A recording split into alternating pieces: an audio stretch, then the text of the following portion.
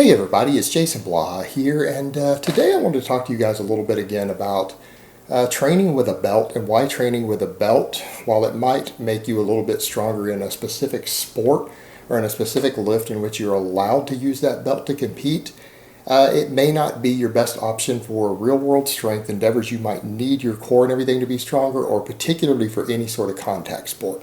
So, we put on my +5 hat of weaponsmithing, do a little crafting, and let's talk about this. All right, essentially guys, the cliff notes here, this is mainly just about specificity of training and the amount of core carryover and core engagement that you get when you train with a belt that you don't get without the belt. Now, there's your cliff notes for people who just want to know what it's about. Again, basically, if you train with a belt year-round, your core is not as strong when you take the belt off. Period. Straightforward. So, that being said, let's talk about that a little bit further, and let's talk about what that means for real-world activities, for contact sports, everything else. Now, there are a number of top lifters in the world who have held world records in powerlifting who would absolutely agree with me. Dan Green, although he wears a belt in competition, big fan of not using a belt in the off-season. Then you have guys like Jamie Lewis and KK, and I can't even pronounce KK's name, something constant and above, the big Latvian name. But the guy is strong as hell. So what do I mean by these guys? These are guys who have been world record holders recently in powerlifting. Jamie Lewis has deadlifted 675 pounds without a belt in the 181 class, and he set the overall world record when he did it. Did that beltless. Trains without a belt, doesn't believe in deadlifting with a belt. KK, I think in the 275 pound class, has deadlifted over 900 pounds without a belt.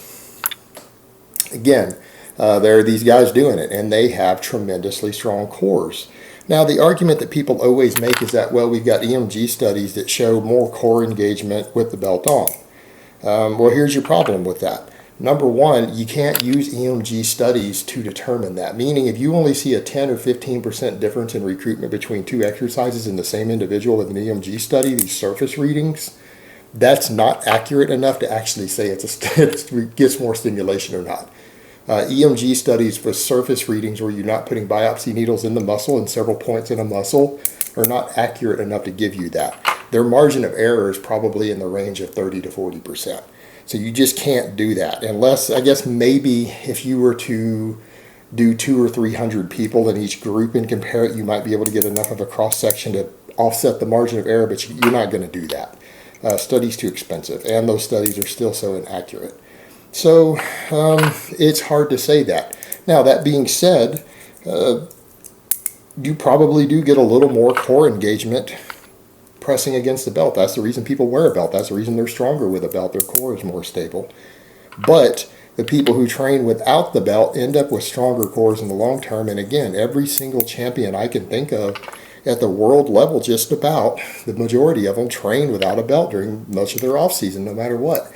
And then they put the belt on as they start peaking for meets. So that's a really common theme. There are exceptions, but there are sure a lot who do that.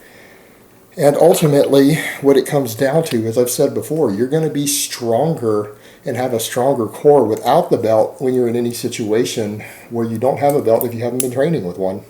Because what you have there is, again, specificity of training. That specific adaptation to impose demands. If you wear a belt all the time, you are training your core to press against the belt to get its engagement. What happens when the belt isn't there? You know, think about that for a minute. When you've been doing all your squatting, deadlifting, push pressing with a belt versus someone else who has been doing all of it beltless, and they have similar genetics to you, similar amount of training, everything else, when push comes to shove, when you're put into a real world environment where you need to actually pick something up heavy, because this is going to happen sometimes. You need to pick something up heavy, whether it's an emergency situation or just some showing off for friends or a manual labor thing. The guy who trains without the belt is going to be able to use his core more effectively. Also, when you get hit, and this is important for contact sports, I don't like to see athletes wearing belts for contact sports. Now, some coaches will tell them, well, no, we're lifting so much weight, we need it for safety. But where are people getting this idea? The belt doesn't actually protect your lower back. Wearing the belt isn't any safer than not wearing the belt.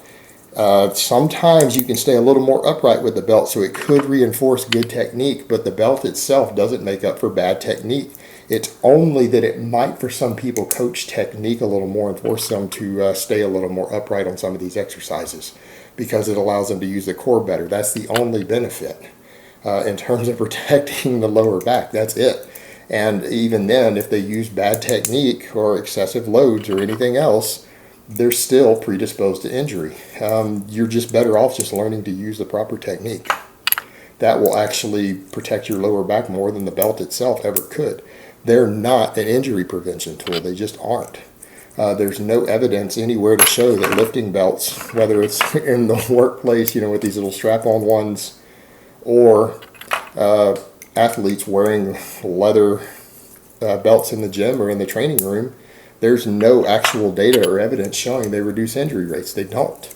So that's kind of really a bad reason to try to wear them. The idea is that they let you lift a little more weight through more core engagement with the belt. But what happens when you translate that to a playing field?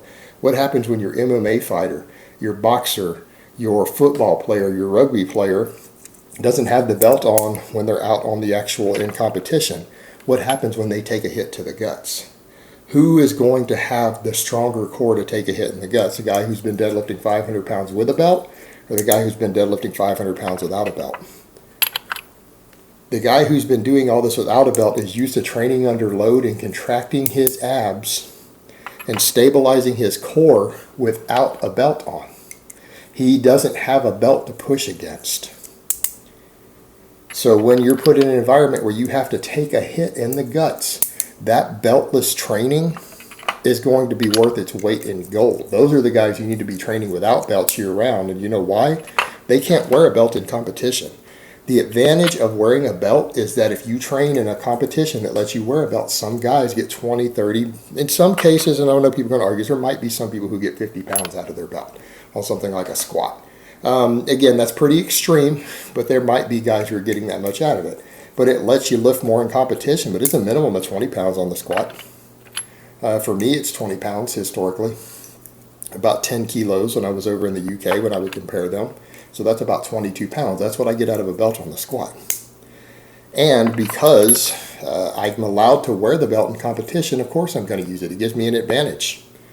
It gives me an advantage in competition, although I would pull without a belt because I didn't like it on the deadlift. I felt it impeded my strength on the deadlift in some ways because it made it more difficult for me to breathe. So I don't even like the belt on the deadlift. The squat, yeah, good for at least 20, 25 pounds. So you get an advantage out of it. So if you do some training with the belt and then you wear the belt in competition, you're getting a competitive edge. But if you can't wear a belt in whatever you compete in, you can't use the competitive edge the belt gives you.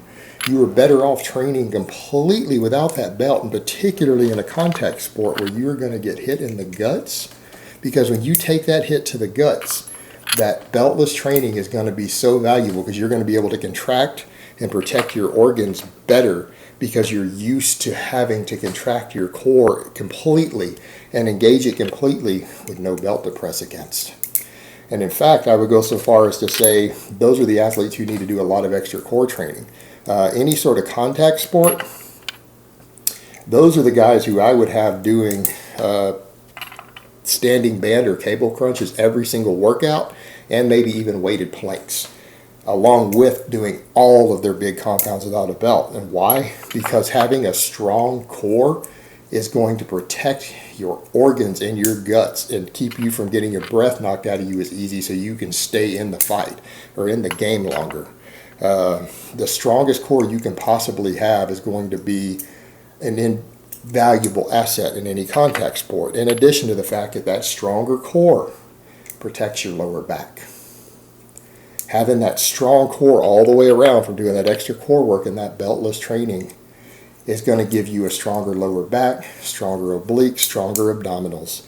That is what's going to protect your spine, your lower back when you have to take a hit, particularly in something like football, where you have another big heavy man hitting you head on with full force running into you like a freight train. Or rugby. Rugby's getting like that now. The rugby guys are getting real big. In any country where they do rugby, it's just like football now, like American football. When these guys hit you, having your core as strong as possible is what's going to protect the disc in your lower back from that concussion that's going to hit it, because they are going to hit you like a freight train.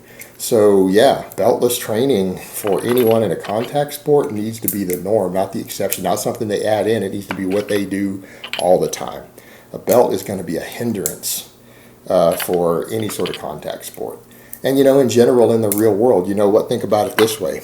How about if you get hit with something in the real world? What if you have someone come and beat you or hit you with a bat or a crowbar, or you get hit by a car? You get hit by a car. What are the chances you're going to get organ damage? What are the chances you could crack a vertebrae in your spine?